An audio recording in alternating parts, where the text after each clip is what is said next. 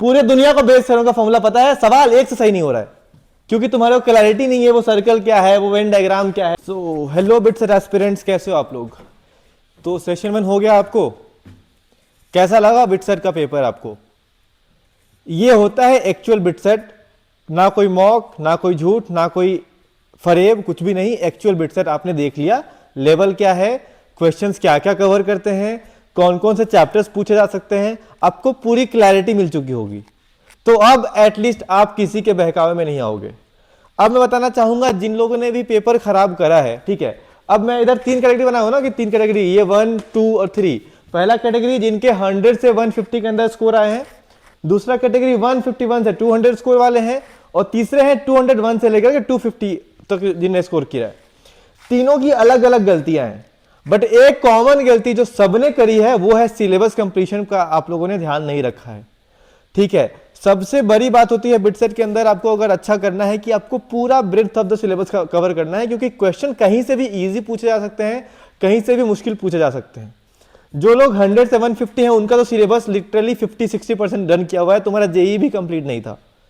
जो लोग 151 से 200 है उनका जेई ऑलमोस्ट कंप्लीट था, उनने एक्स्ट्रा सिलेबस कवर नहीं करा है। एंड जो लोग 201 से 250 तक हैं उनने कोशिश करा है सिलेबस कवर करने के लिए, बट सिलेबस कवरेज का मतलब बस चैप्टर पढ़ लेना नहीं होता है, उसको प्रैक्टिस करना होता है, उसके क्वेश्चन सॉल्व करने होते हैं, तब जाके क्वेश्चन बनते हैं। बट इन तीनों जो कैटेगरीज है ना, उनमें एक चीज पक्का से कॉमन है, सारे बच्चों ने पैनिक करा है। मैं मान ही नहीं सकता कि कोई बच्चा बिटसेट के अंदर 100 स्कोर करेगा। बस तुम कॉमन सेंस और बस कामली अगर पेपर करोगे ना, तब भी तुम भाई 150 के आसपास नंबर ले आते हो। तो जो लोग भी इस चीज से अग्री करते हैं ना कि भाई मैं इस लेवल का बच्चा नहीं हूं, मैं 100 स्कोर करने लायक बच्चा नहीं हूं, पक्का से इस चीज को मेंशन करना कमेंट के अंदर कि हाँ भैया मेरे साथ भी ऐसा हुआ था, मेरे साथ भी मैं पैनिक कर गया था। क्योंकि बहुत लोगों ने पैनिक करा है भाई पेपर के अंदर। टेलीग्राम ग्रुप पे मैं बच्चों से बात कर रहा हूं, जो हमारे बच्चे हैं, मेंटीज हैं हमारे, उनसे बात कर रहा हूं, सब लोगों ने पैनिक करा है। क्यों? क्योंकि तुम्हारा कोई ऑप्शन नहीं था तुम्हारे पास। तुमको लगा कि बिटसेट ये आखिरी ऑप्शन है, और क्योंकि करो या मरो का सवाल है, उस चक्कर में तुमने कुछ भी रैंडम सोच लिया अपने दिमाग में, उस वजह से तुमको बहुत नुकसान हुआ है। दूसरा रीजन पैनिक के साथ साथ क्या है ना, निगेटिव मार्किंग जो है ना भाई, तुम लोगों ने बहुत करी है। निगेटिव मार्किंग तुम्हारे को लगा कि भाई अब कुछ नहीं हो रहा है तो कुछ भी मार देते हैं, उस चक्कर में हुआ है ना। ये जो बच्चे 200 प्लस जा सकते थे ना, वो इधर आए हैं ना, जो वो वही वाले बच्चे हैं जिनने निगेटिव मार्किंग बहुत ज्यादा मार्क कर ली है। 30-30 निगेटिव मार्किंग, 40-40 निगेटिव मार्किंग। क्या सोच के आए थे भाई पेपर के अंदर? क्या जुआ खेलने आओ पेपर के अंदर? समझ क्या रखा है भाई, कुछ भी मार दोगे सही हो जाएगा। हम लोग यहाँ पे बेवकूफ हैं जो कि ऐसा मेहनत करके बिट्स में आके क्लासरूम के अंदर पढ़ने लायक बन रहे हैं, और तुम ऐसे नींद में उठोगे कि ए बी सी डी करके नंबर ले आओगे बिट्स के अंदर। फिर क्या कर लोगे यहाँ के जब प्रोफेसर पढ़ाएगा? तो इसी डेस्क पे बैठेगा जब प्रोफेसर यहाँ तुमको कुछ पढ़ाएगा, समझ ही नहीं आएगा। तो तुक्केबाजी जो तुमने करी है ना, वो बहुत गलत बात है। तो वो तुम्हारा बहुत बड़ा एक फैक्टर बना है जो तुम्हारे को 200 के रेंज से लेके 150 और 200 के रेंज में लेके आया है। और इस वजह से तुम्हारे को दिक्कत क्या होगी, तुम्हारे को बिट्स के अंदर एक सीट मिल रही थी, 200 के ऊपर एक तुमको यहां पे सीट मिल रही थी, अब तुमको सीट के लाले हैं, क्योंकि 200 से कम पे सीट मिलना बहुत मुश्किल है। ये सारी गलतियों को हमको अवॉइड करने की जरूरत है, ठीक है। अब फॉर एग्जांपल चलो, पढ़ाई को किस लेवल तक पढ़ना होता है, क्या उसका एक बार सेट करना होगा तुम्हारे को। चैप्टर कंप्लीशन का मतलब क्या होता है, उसके लिए मैं तुमको बताने वाला हूं। एक प्रोबेबिलिटी एक चैप्टर है मैथ्स का, बहुत पॉपुलर चैप्टर है, बहुत क्वेश्चंस आते हैं। एंड प्रोबेबिलिटी की खास बात यह है ना, if you know this topic, तुम्हारा टाइम बहुत बचता है, एंड तुम्हारे को मैथ्स के अंदर +3 बहुत इजीली मिल जाते हैं। तो Yashvardhan he scored full in his BITSAT 2022, तो ये तुमको एक्सप्लेन करेगा। अब देखो ये बिट्स के अंदर पढ़ाई कर रहा है, तो इसका लेवल तुमको मैच करना पड़ेगा ना, ताकि तुम बिट्स आ पाओ। जस्ट जज his understanding of a topic, क्या तुम्हारी अंडरस्टैंडिंग उतनी है? अगर होगी तभी तुम बिट्स आओगे, ठीक है। चल भाई एक बार इनको एक्सप्लेन करके दिखा दे। ठीक है, तो मेन बात वही बोली, जैसे आरव बोला कि बच्चों से पूछो सिलेबस कंप्लीट है, बिटसेट के लिए सिलेबस कंप्लीशन जरूरी है, तो बोलते हैं हाँ भैया है। बट आपने चैप्टर पढ़ लिया से सिलेबस कंप्लीट होने लगता तो फिर तो सबका हो जाता, वो दिक्कत नहीं है। आपने अप टू द मार्क जो रिक्वायर्ड है पेपर के लिए, जो स्पीड में क्वेश्चन सॉल्विंग रिक्वायर्ड है, उसके लिए जो अंडरस्टैंडिंग आपको लगेगी वहां तक जाना होगा, तभी होगा ना। आपने जो प्रयास किया अगर वो इनसफिशिएंट रह गया तो फिर आपके पढ़ लेने से कोई फायदा नहीं होगा, आपकी मेहनत खराब ही हो जाएगी। तो हम यही चाहते हैं कि इस लेवल तक पढ़ पाओ कि अच्छे से हो पाए, सॉल्व हो पाए। एंड बिटसेट में उतना ज़्यादा भी रिक्वायर्ड भी नहीं है, it is not JEE advanced की बहुत ज़्यादा डीप कोई सवाल आ जाएगा। तो मैं प्रोबेबिलिटी का एग्जांपल लेके ट्राई करता हूँ आप लोग को समझाने की कि कैसा नॉलेज लगता है। और मैथ्स में मैंने मैथ्स में मेंटोरशिप पहले भी करी हुई है, तो मैं आपको समझाने की कोशिश करूँगा कि मैथमेटिक्स के लिए आपका जनरल अप्रोच भी कैसा होना चाहिए ताकि आप बेटर कर सको। तो ब्रॉडली ये चैप्टर को डिवाइड किया हुआ है प्रोबेबिलिटी को। तो सबसे बेसिक बात है, ये ऐसे अलग से नहीं पढ़ाते बट ये जनरल चीज़ है जो पता ही होनी चाहिए कि कब एंड रूल लगाना है, कब और रूल लगाना है। अब एंड रूल और रूल क्या है कि मान लो कि कोई इवेंट कंप्लीट करने के लिए आपको दो चीज़ें हो सकती हैं कि आप ए परफॉर्म कर सकते हो task A and task B perform कर सकते हो। अब अगर it is required to complete both to complete the required task, तो फिर हमें मल्टीप्लिकेशन करना होगा कि ए इंटू बी। और अगर आइदर करने से हो सकता है तो फिर या तो ए कर लो या तो बी कर लो। ये एक बेसिक बात है। इसमें बहुत बच्चे यही गलती कर देते हैं प्रोबेबिलिटी में कि मल्टीप्लाई कर देते हैं जब ऐड करना होता है, ऐड करते हैं जब मल्टीप्लाई कर देना होता है। अगर आप यही गलत कर दोगे, पीएनसी में वैसे बताते हैं, यहाँ पे काम आता है, तो ये सब करना बेकार है। तो ये एक बेसिक बात है जो क्लियर होनी चाहिए। अब ये कोई फॉर्मूला में नहीं होगा, कहीं नहीं होगा, तो इस वजह से बच्चे मिस कर देते हैं। तो ऐसी ही चीज़ें हैं जो मैं तो चलो फिर भी स्टूडेंट हूँ, आरव भैया आपके आरएमओ क्लियर है, उनको कितना आता है, तो हम लोग आपको ये सब चीज़ों में हेल्प कर सकते हैं बहुत ज़्यादा। ऐसी बातें जो कोई बुक में मिस हो जाएंगी, कोचिंग क्लास में शायद आपसे मिस हो गई हूँ, तो ये सब के लिए हम लोग हेल्प कर सकते हैं। फिर वेन डायग्राम हो गया, वेन डायग्राम यहाँ बना भी हुआ है, सिंपल है। तो वेन डायग्राम अब क्या होता है, आप इसको एज अ फॉर्मूला ट्रीट कर लेते हो कि ए इंटरसेक्शन बी ये हो जाएगा, ए यूनियन बी ये हो जाएगा, ऐसे हो जाएगा। अगर आपको उनका मतलब समझ आता है ना कि ए यूनियन बी का एग्जैक्टली मतलब क्या है, कि यहाँ पे ए यूनियन बी हो रहा है कि ये अंदर वाला पूरा एरिया, एंड देन उसका फॉर्मूला है कि मैंने ये वाला सर्कल जोड़ा, ये वाला सर्कल जोड़ा, और क्योंकि ये मिडिल पार्ट 2 बार ऐड हो गया एंड सिंस मुझे 1 बार ऐड करना है तो मैं 1 बार माइनस कर देता हूँ। तो अब यहाँ पे ये फॉर्मूला आप लोगों ने याद किया होगा, चलो ये तो बहुत बेसिक है, इसका मतलब समझ आता होगा। लेकिन ऐसे अगर आपको हर फॉर्मूले का मतलब समझ आता है तो प्रॉब्लम सॉल्विंग में आप कर पाओगे। अगर सिर्फ याद करके चले जाओगे तो प्रोबेबिलिटी, पीएनसी ऐसे चैप्टर्स हैं कि फॉर्मूला याद करने से कभी सॉल्व नहीं होते, इसलिए बच्चे इसमें बहुत स्ट्रगल करते हैं। तो 2 इवेंट के एंड 3 इवेंट्स के दोनों के डायग्राम है, ये बहुत जरूरी है याद करना, इसलिए मैंने इनको प्रैक्टिस बेस्ड में लिखा हुआ है टॉपिक 2 को, क्योंकि समझना उतना टफ नहीं है, पर सारे फॉर्मूले याद रहेंगे, प्रैक्टिस करोगे तभी ये हो पाएगा। कमिंग टू इंडिपेंडेंट इवेंट्स, तो इसमें बच्चे इसमें और म्यूचुअली एक्सक्लूसिव में कंफ्यूज कर देते हैं खुद को, कि इसका मतलब होता है कि मान लो 2 इवेंट्स है ए और बी, तो बी के होने से ए की प्रोबेबिलिटी पे कोई फर्क नहीं पड़ेगा और ए के होने से बी की प्रोबेबिलिटी पे कोई फर्क नहीं पड़ेगा। अब ये बात का मतलब समझना जरूरी है, और इसका ये मतलब बिल्कुल भी नहीं है कि ये दोनों म्यूचुअली एक्सक्लूसिव है कि ए होने पे बी नहीं होगा, बी होने पे ए नहीं होगा। उस बात का और इस बात का कोई कोरिलेशन नहीं है। अब ये हमेशा सर लोग सिखाते हैं कि इनका कोई कोरिलेशन नहीं है, तो बच्चे इसको एज अ फैक्ट बस याद कर लेते हैं कि जैसे कोई डेफिनेशन हो कि बोर्ड के एग्जाम में आएगा कि दोनों में क्या फ़र्क है तो मैं लिख दूंगा। याद करने से आपको कोई फ़ायदा नहीं मिलेगा ना, हमें सारी नॉलेज को क्वेश्चंस में अप्लाई करना है, तो उस लेंस से आपको देखना सीखना होगा चीज़ों को। फिर कंडीशनल प्रोबेबिलिटी अभी बेस थ्योरम समझाऊंगा तो उसमें आएंगे, and then binomial probability distribution है, ये भी काफ़ी फार्मूला बेस्ड है, नॉर्मल बाइनोमियल थ्योरम जो होता है उसी पे बेस्ड एक फार्मूला है, एंड देन इसके सवाल होते हैं, वो आपको प्रैक्टिस करके आ जाएंगे। तो और भी चीज़ें हैं प्रोबेबिलिटी में, पर मोस्टली इसमें डिवाइड किया हुआ था। अब मैं एक बेस थ्योरम का यूज़ करके, क्योंकि ये काफ़ी ट्रबल करता है बच्चों को ये टॉपिक, इसके थ्रू समझाना चाहूँगा कि कैसे अपने को अप्रोच करना है मैथ्स को। तो सबसे पहले बेस थ्योरम के लिए ये कंडीशनल प्रोबेबिलिटी मैं समझा रहा हूँ कि मान लो कि इवेंट ए की प्रोबेबिलिटी अपने को कैलकुलेट करनी है। अब दो बार करेंगे, given that event B has not happened before event B, तो सिर्फ ये सर्कल हो जाएगा पूरा, तो उसको मैं सिंपली लिख सकता हूं पी ऑफ ए।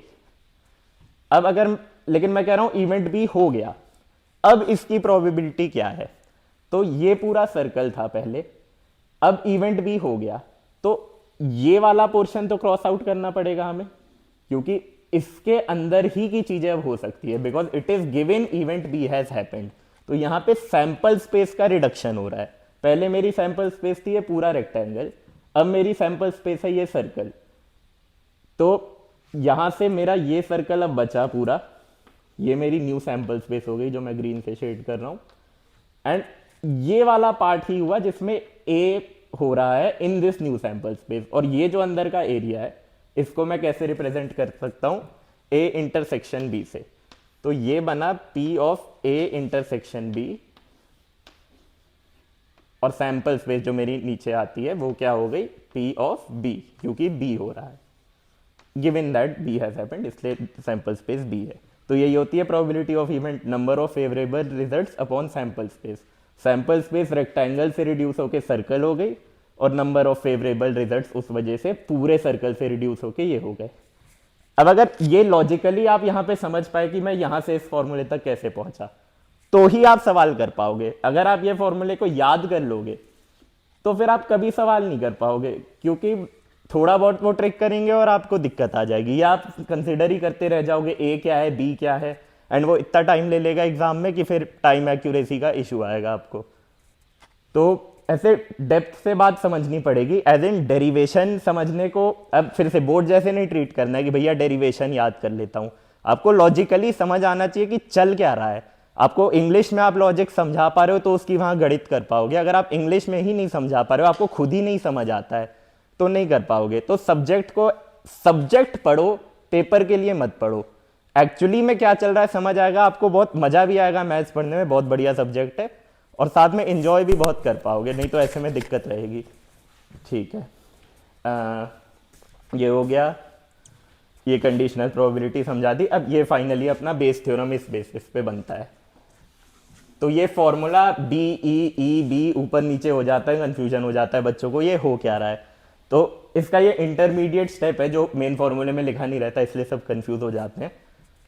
ये चीज को यूज करके हो रहा है। तो ये देखिए, ये अपन ने अभी देखा कि ए गिवन दैट बी का ये फॉर्मूला बनता है, तो यही चीज मैंने यहाँ पे लिखी हुई है फॉर बी एंड ई, ये सेम ही चीज हो रही है।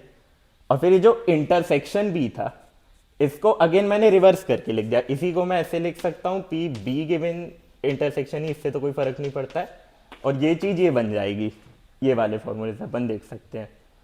तो देन दिस बिकम्स दिस। अब मेरे को क्वेश्चन में बी और ई समझना है, मेरे को सैंपल स्पेस समझनी है कि ई क्या हो रहा है जिस वजह से मेरी सैंपल स्पेस पी ऑफ ई बन जाएगी, उसको मुझे नीचे लिख देना है।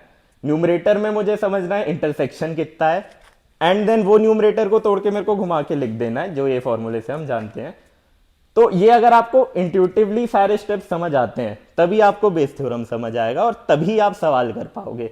ठीक है, तो ये वाली चीज मैंने इसलिए इतनी डिटेल में समझाई ताकि आप यहां से ये वाला ट्रांसफॉर्मेशन एंड यहां से ये वाला ट्रांसफॉर्मेशन लॉजिकली समझ पाओ। हर क्वेश्चन लॉजिकली समझ आना चाहिए। लॉजिकली से मेरा ये मतलब नहीं है कि फॉर्मूला समझ आना चाहिए, क्या हो रहा है, ये इसमें क्यों बदला, इसका एक्चुअल क्वेश्चन से क्या लेना देना है, फिर ये इसमें कैसे बदला, उसका क्या लेना देना है, सब बिल्कुल समझ आना चाहिए। आधे मिनट में एक सवाल हो जाएगा आपको, बहुत जल्दी हो जाता है प्रोबेबिलिटी के सवाल फिर, और टाइम का ही पूरा बिट सेट में गेम है। ठीक है, और यही चीज है। अब जैसे तुम इस वीडियो को यहां तक देखे हो ना, अगर तुम ये बताओ, अगर तुमने प्रोबेबिलिटी पढ़ा है एंड तुम्हारे प्रोबेबिलिटी में सवाल गलत हुए हैं, तो क्या तुमको इतनी क्लैरिटी थी तब तुम्हारा सवाल गलत हुआ है क्या? इतनी क्लैरिटी होती है तब जाके एक इंसान बिट्स के अंदर आ पाता है। तो तुम अगर इस लेवल तक नहीं पहुंचे हो ना, तो तुम बिट्स के लायक अभी तक नहीं बने हो। इन 30-35 दिन में उस चीज को मेहनत करके तुमको यहां पहुंचना है। एंड मेरे को तुम जो पूछते हो ना कि कौन सा क्रैश कोर्स ले लूं, कौन सा कोर्स ले लूं ताकि मेरा ये हो जाए, वही वाला क्रैश कोर्स लो जिसमें ये तुमको समझ में आ जाए। क्रैश कोर्स में तुमको बस ये बता देंगे कि ऐसा है, बेस थ्योरम के अंदर ये चीज होती है, ये फॉर्मूला होता है। पूरे दुनिया को बेस थ्योरम का फॉर्मूला पता है, सवाल एक से सही नहीं हो रहा है क्योंकि तुम्हारे को क्लैरिटी नहीं है वो सर्कल क्या है, वो वेन डायग्राम क्या है। वेन डायग्राम यहां इसीलिए समझाया गया था ताकि वो आगे बेस थ्योरम में पढ़ाया जा सके। ये चीज समझना पड़ेगा, और यही चीज समझाने की हम कोशिश चीख चिल्ला के कर रहे हैं। बट तुम लोग समझो तो ठीक, अब नहीं समझो तो तुम्हारा नुकसान है। हम तो बिट्स में आके चिल्ला रहे हैं, तुम घर पे बैठ के सुन रहे हो, तो फर्क है इन चीजों का। वही बात है। तो जैसे मैंने इसलिए ये 6 टॉपिक को डिवाइड किया कि किन में आपको लॉजिकल क्लैरिटी चाहिए, जैसे मैंने बेस थ्योरम के लिए दी। तो बेस थ्योरम में आपको चाहिए, कंडीशनल प्रोबेबिलिटी में चाहिए जो ऊपर वाला एग्जांपल है, एंड इंडिपेंडेंट इवेंट्स क्योंकि लोग बस डेफिनेशन याद कर लेते हैं उसमें चाहिए, और ये तो बिल्कुल बेस ही है पूरी चीज का। तो अब क्या है कि अगर आपने कोचिंग के समय बहुत ध्यान से 11th-12th में पढ़ा होता, बहुत टीचर से बात की होती, बहुत डाउट्स लाए होते, तो आपको ये सारी चीजें क्लियर होती। लेकिन अगर वो नहीं है, जो कि अनफॉर्चुनेटली नहीं है मोस्टली बच्चों का, तो अब आप क्या करते हो, आप प्रैक्टिस करते हो ना, तो बस आप ये वाला पोर्शन थोड़ा थोड़ा कर पाते हो, ये वाला बिल्कुल नहीं कर पाते हो। और उस वजह से खासकर मैथमेटिक्स में बहुत चैप्टर्स में आप स्ट्रगल करोगे। वेक्टर 3D कोनिक कर लोगे क्योंकि वो प्रैक्टिस से हो जाता है। प्रोबेबिलिटी, बायनोमियल, पीएनसी, कुछ हद तक इंटीग्रेशन, ट्रिग्नोमेट्री, जिनमें एनालिटिकल थिंकिंग लगेगी, उसमें बहुत परेशान होगे। तो मैं बस यही ऑफर कर सकता हूँ, हम लोगों ने पिछले साल भी बहुत बच्चों की मदद की है। मेरे एक स्टूडेंट थी, उसके 81 से 98 परसेंटाइल हो गए थे मेंस में, यही 2-3 महीने हम लोग से मेंटरशिप लेके। बिटसाइट में भी बहुत बच्चे अभी हमारे यहाँ पे जूनियर आए हैं। तो हम आपको 1 महीने में, मेरे को तो बहुत शौक है मैथ्स का, तो मैं तो बहुत खुश हो जाऊंगा। और एक और चीज, इंटीग्रेशन हमको इतना पसंद है क्योंकि हमने जेईई के टाइम में बहुत मजे से पढ़ाई करी थी। हम दोनों एक टीम में हैं बिट्स पिलाने के अंदर, और हमने इंटीग्रेशन भी जीता हुआ है। हाँ। बिट्स के अंदर, ठीक है। तो वो फन भी होता है तुमको अगर सब्जेक्ट से प्यार होता है। और आरएमओ निकाला मैंने इसलिए क्योंकि मेरे को मैथ से प्यार था, मेरे को इन चीजों में मजा आता था। मेरे को कुछ भी चीज याद नहीं है, बट मेरे को पता है कि मैथ्स का अगर सवाल है तो मेरे से होके रहेगा भाई। तो हम आपको ये प्रॉमिस कर सकते हैं कि नंबर थोड़े कम ज्यादा हो ना हो, नंबर आपके बढ़े ना बढ़े, मैं आपको सब्जेक्ट से प्यार करवा सकता हूँ। आपको बहुत मजा आएगा ये वीडियो फिर से पूरा समझने में, देखने में, आप खुद ऐसा समझाना चाहोगे। तो ये गारंटी मेरी तरफ से, आपको सब्जेक्ट से प्यार करवा दूंगा, साथ में पढ़ा सकते हैं।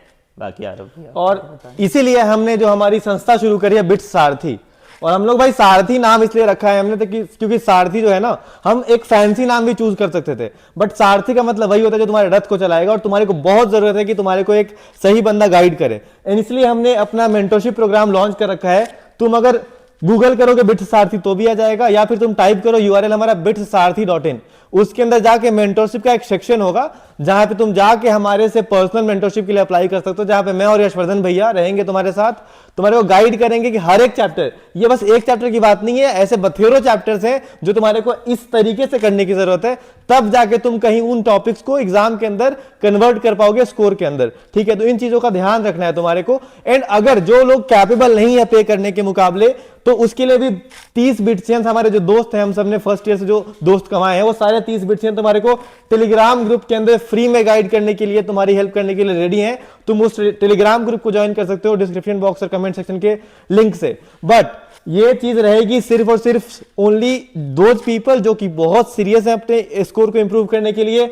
मतलब 50-60 नंबर तो मिनिमम तुम्हारा इंप्रूव हो ही जाएगा, ये मेरी गारंटी है। बस एक करेक्ट गाइडेंस है। एंड उस 50-60 नंबर से जो भी बच्चे कट ऑफ से चूक रहे हैं वो कट ऑफ क्लियर कर लेंगे, जो भी बच्चे अच्छी ब्रांच से चूक रहे हैं वो अच्छी ब्रांच ले पाएंगे। बट क्योंकि ये सिर्फ और सिर्फ हम सीरियस बच्चों को ही इतना गाइड कर पाएंगे, सब कुछ कर पाएंगे, उसका एक छोटा सा प्राइस होगा जो कि आपको पे करना पड़ेगा। एंड वो प्राइस बिटसेट के और बिट्स पिलाने के फी के मुकाबले बहुत नॉमिनल रहेगा। But please be serious about it, तभी आप इस चीज को ज्वाइन करना, क्योंकि हमारे लिए हमारा समय बहुत कीमती है। बहुत बच्चे हमारा वेट कर रहे हैं कि हम उनको गाइड करें। तो प्लीज अगर आप चाहते हो कि इस चीज में आप इनरोल करो तो आप bitsaarthi.in पे जाके आप इनरोल कर सकते हो। और उसके अलावा गूगल फॉर्म का लिंक भी हम दे देंगे, अगर कुछ बच्चे वेबसाइट पे नहीं जाना चाहते तो आप उस लिंक के थ्रू भी ज्वाइन कर सकते हो। बट मेक श्योर करना है अपने आप को कि हम कम से कम इन 40 दिनों में तो अपने आप से ऑनेस्ट रहें। हर एक टॉपिक को युद्ध स्तर पे तैयारी करें कि हाँ भाई ठीक है, अब मेरे को इस टॉपिक को पढ़ लिया मैंने, तो मेरे को हर एक सवाल इसका बनना है। और बस टेस्ट सीरीज के भरोसे मत रहो भाई। टेस्ट सीरीज तुमने 50 दे दिए, 30 दे दिए, उससे फर्क नहीं पड़ता। मैंने मान लो एक टेस्ट सीरीज ली, ठीक है, उसके अंदर मेरे 10 टेस्ट सीरीज के अंदर एवरेज स्कोर 220 रहा, तो क्या बिट्स पिलाने को मैं ये बोल पाऊंगा कि सर ऐसा है, इस फलाना टेस्ट सीरीज में मेरे 220 स्कोर रहे थे, मेरे को आप एडमिशन दे दो? कोई फर्क नहीं पड़ने वाला है। अगर तुमने टेस्ट सीरीज ली है तो एक टेस्ट सीरीज 3 घंटे का दिया है, उसको फिर 3 घंटे एनालाइज करो कि कहां कहां गलतियां हुई उस टेस्ट सीरीज के अंदर, एंड फिर उन गलतियों को दूर करने के लिए 6 घंटे लगाओ, तब जाके तुम अगले टेस्ट सीरीज देने के एलिजिबल बनते हो। रैंडम बस टेस्ट सीरीज दिए जा रहा 10 दिन, तो उससे फायदा नहीं होगा, बस तुम अपना एवरेज स्कोर निकाल लोगे टेस्ट सीरीज का। एंड तुमको पता है कितना डेविएशन आता है टेस्ट सीरीज के स्कोर में और एक्चुअल स्कोर में, ठीक है। तो इस चीज का अपने को ध्यान रखना है। बाकी अगर तुमको वीडियो पसंद आई है हमारी तो प्लीज चैनल को सब्सक्राइब कर लेना, और अगर नहीं करना है तो भी तुम आजाद हो भाई, बस बिटसेट को अच्छा कर लेना, ये हमारा मेन टारगेट है तुम्हारे को बताने का, ठीक है। चलो बाय बाय, मिलते हैं नए वीडियो में। Bye bye.